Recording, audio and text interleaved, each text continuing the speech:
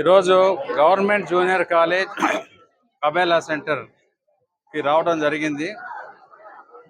సర్వశిక్ష అభ్యాసంలో వచ్చే books, bag ఇవన్నీ కూడా పిల్లలకి ఇచ్చాం. కానీ ఈ స్కూల్ పరిస్థితి చూస్తే చాలా అధ్వానంగా ఉంది. కాంపౌండ్ వాల్ లేదు, పారాపెట్ వాల్స్ లేవు, రూమ్స్ అన్నీ ఓపెన్గా ఉన్నాయి. వీళ్ళకి లైట్ లేదు, ఫ్యాన్ లేదు. ఇలాంటి ఇన్ఫ్రాస్ట్రక్చర్ సమస్యలన్నీ కూడా నేను గమనించాను.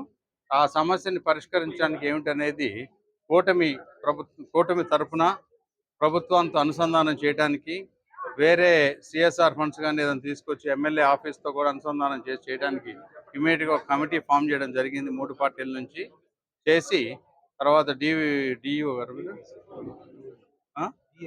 డిఐఈఓ గారు ప్రిన్సిపల్ గారిని కలిసి వాళ్ళు కూర్చొని వాళ్ళతో పనిచేయించుకున్నాను. 1 మంత్లో వీక్లీ ప్రోగ్రెస్ తీసుకురమ్మన్నాను.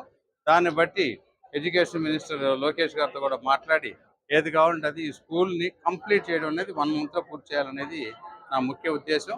కరెక్ట్గా 1 మంత్ తర్వాత చూస్తానికి మళ్ళీ వస్తాను నేను. Okay, right. అదే లేవు కాబట్టి ఇప్పుడు మనం చేయగలిగింది ఏంటంటే ప్రయారిటీ చేయమన్నాను. అదే ఫస్ట్ ఇన్ఫ్రాస్ట్రక్చర్ అడ్రస్ చేయడం వరకు నాకు ఒక అవగాహన వచ్చింది.